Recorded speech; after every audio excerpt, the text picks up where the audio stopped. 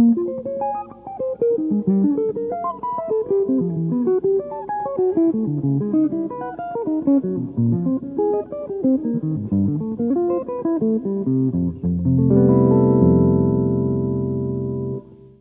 I'm Tom Lippincott, and this is The Art of Bass and Chords for Jazz Guitar.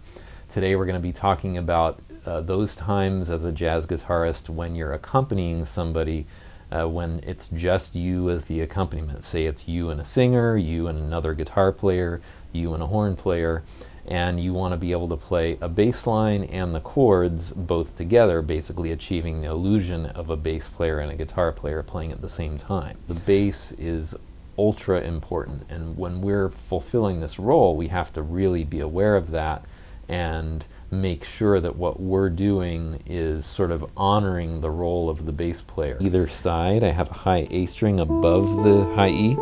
It's like your 5th fret on your high E string, and then I have a low B down below. The vast majority of the class and anything in the written materials is going to be just talking about these inner 6 strings, because I'm assuming that most people viewing the class are 6-string guitar players. And I'm always going to just use the inner 6 strings when I give examples that I'm expecting you to play. Trying to make the note legato. I'm playing it assertively, not aggressively, but not timidly either.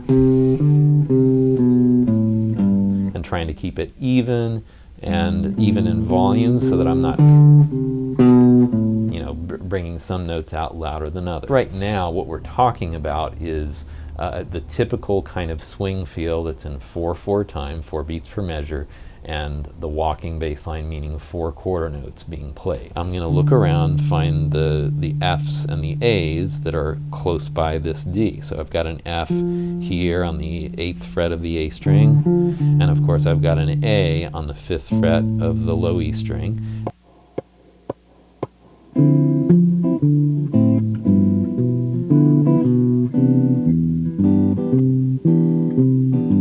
And this is a technique that bass players use all the time to sort of fix that problem we talked about before about the ascending scale, having to skip over.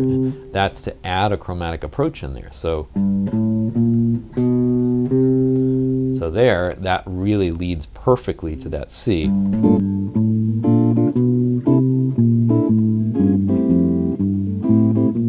Finally, I'm going to put all of those techniques together, and I've composed a bass line for the song Autumn Leaves, for the chord changes at least of that song.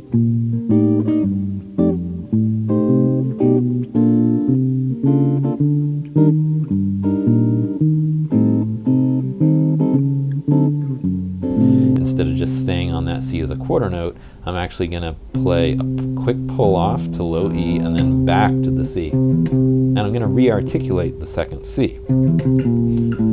So that ends up being triplet, triplet, right? And there's my chickadee, chickadee gone.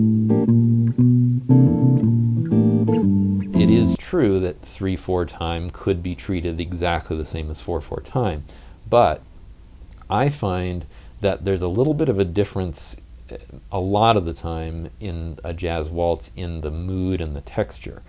To me, jazz waltzes typically tend to sound a little lighter, more lyrical. I almost think of them as the bridge between a 4/4 swing tune and a ballad, which is obviously all about lyricism and that light texture.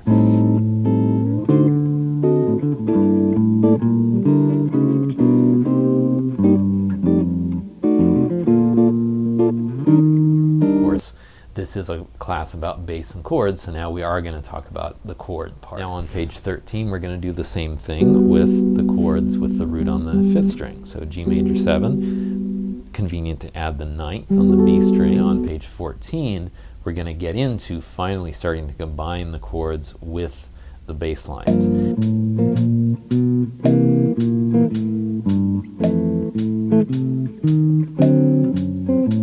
Just like we talked about with playing the bass lines alone, when you have 2 chords in a bar, it's not that complicated to do the bass and chord thing.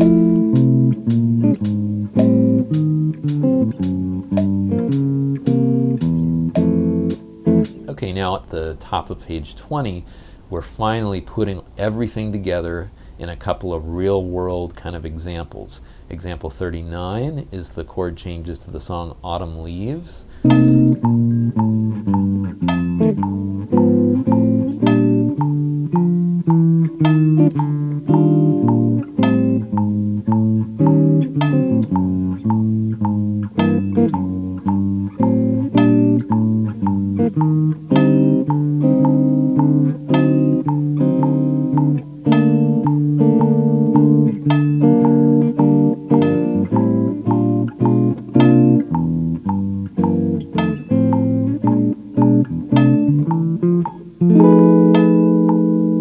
So at the bottom of page 24 now, we'll put chords on a waltz. A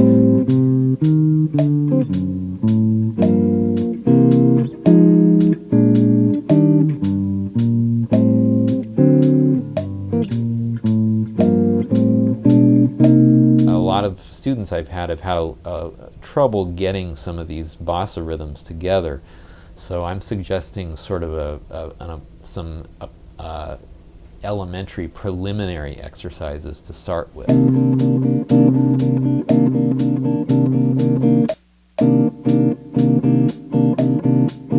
Improvising the rhythms that I play with my fingers.